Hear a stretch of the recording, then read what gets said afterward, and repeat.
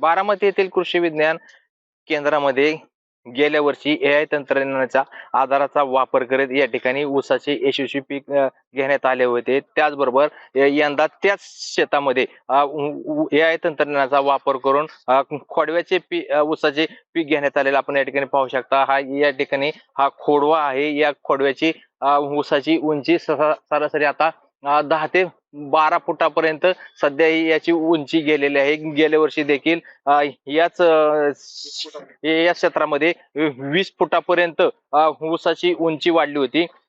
याविषयी आपण या कृषी विज्ञान केंद्राचे विषय तज्ञ यांच्याशी बातचीत करणार आहोत. नमस्ते सर. काय सांगाल, गेल्या वर्षी या ठिकाणी या तंत्रज्ञानाचा वापर करून ऊसाचे पीक घेण्यात तर त्याचे किती उंची झाली आणि उत्पादन किती निघाले?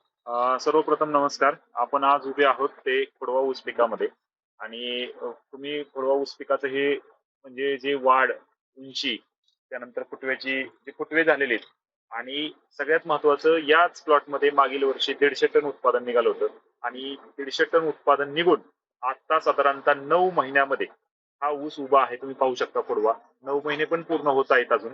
9 महिन्यामध्ये आता अपेक्षित उंची, त्यानंतर तुम्ही जाडी पाहू शकता, पेऱ्यातलं अंतर पाहू शकता, संख्या पाहू शकता.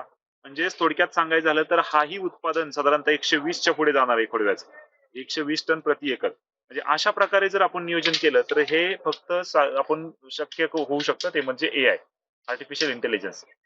आता मला इथं आवर्जून शेतकरी बांधवांना सांगायचं आहे की आपण ऊस पीक घेतो, पण आता सध्याचं सगळ्यात मोठं आव्हान शेतकऱ्यांसमोर आहे की लागण उत्पादन आपण चांगल्या पद्धतीने आणायचा प्रयत्न करतो, पण खोडव्याचं उत्पादन येत नाही. म्हणून आता शक्यतो बरेच शेतकरी खोडवा ठेवत आहेत. पण आपल्याला आज या कृषी प्रदर्शनामधून शेतकरी बांधवांना हे दाखवायचं आहे की खोडवाही चांगल्या प्रतीचं उत्पादन देऊ शकतो जर आपण AIचा वापर केला तर.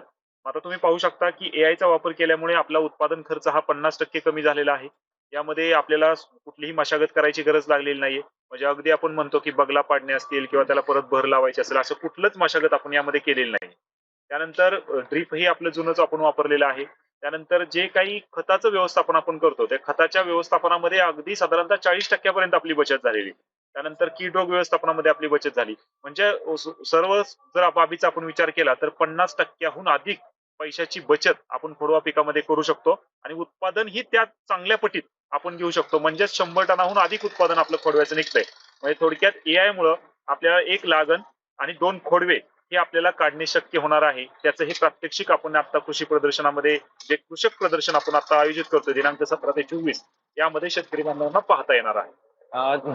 तुम्ही आता सांगितलं या ठिकाणी बचत देखील मोठं. मात्र गेल्या वर्षी ज्या शेतकऱ्यांनी AIचा वापर करून ऊसाचे पीक घेतलंय त्यांचं नफा किती मिळाला त्यांना, आणि ज्यांना आता खोडवा राखायचा आहे त्यामध्ये बचत किती झाली? हो, आता बघा, मागील वर्षी आपण साधारणतः 1000 शेतकरी घेतले होते. त्यामध्ये साधारणतः आता ऊस तुटलेले आपल्याकडे रिपोर्ट आलेले शेतकऱ्यांचे महाराष्ट्रातील विविध म्हणजे कोल्हापूर पासून अगदी नागपूर पर्यंत शेतकरी आपल्या या प्रकल्पामध्ये सहभागी झाले होते. त्यामध्ये बहुतांश शेतकऱ्यांचे जे आहेत म्हणजे साधारणतः चांगले झालं 50हून अधिक शेतकऱ्यांचे, म्हणजे ऊस आता तुटलेले 100 शेतकरी असतील, त्यामध्ये 50हून अधिक शेतकऱ्यांचं 100 टनाहून अधिक उत्पादन निघालेले. आता ही खूप कौतुकास्पद आणि AIची सक्सेस बाब म्हणजे जी शेतकऱ्यांना आज सगळ्यात महत्वाची असं वाटतं की AI मुळे कशा पद्धतीने उत्पादनात वाढ होणार आहे. तर ही जे शेतकऱ्यांचे मोबाईल नंबर असतील किंवा शेतकऱ्यांची नावं असतील तर आम्ही प्रकाशित अॅग्रोवनला केलेली आहेत.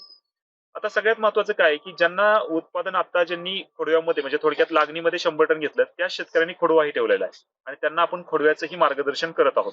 नक्कीच पुढील वर्षी त्यांना खोडव्यामध्येही भरघोस उत्पादन निघणार आहे AI मुळे. म्हणजे जेवढं लागणीचं निघालं होतं तेवढंच उत्पादन त्यांना खोडव्याचंही निघणार आहे AI मुळे. हे आपण आता तिथं प्रात्यक्षिक करून दाखवणार आहोत. आणि आता आपण जे शेतकऱ्यांनी 100 टनाहून अधिक उत्पादन घेतलं AI मध्ये किंवा ज्यांना 80 टन निघालं, ज्यांना 90 टन निघालं, त्यांनी खोडव्यामध्ये आता आपले जे काही टेक्नॉलॉजी आहे त्याचा वापर करण्याचं ठरवलेलं आहे. आपलं खोडव्याचं रजिस्ट्रेशन सुरू झालेलं आहे. त्यामुळे खोडव्यामध्ये आपण रजिस्ट्रेशन करून घेत आहोत आणि खोडव्याचं यशस्वी उत्पादन कसं येईल याच्यासाठी आपली संस्था प्रयत्न करत आहे. नक्कीच ही बारामती कृषी विज्ञान केंद्रामध्ये 17 जानेवारी ते 24 जानेवारी दरम्यान या ठिकाणी AIच्या आधाराने घेण्यात आलेल्या ऊस पीक खोडव्याचे प्रात्यक्षिक शेतकऱ्यांना बघायला मिळणार आहे. मंगेश कचरे, साम टीव्ही न्यूज, बारामती.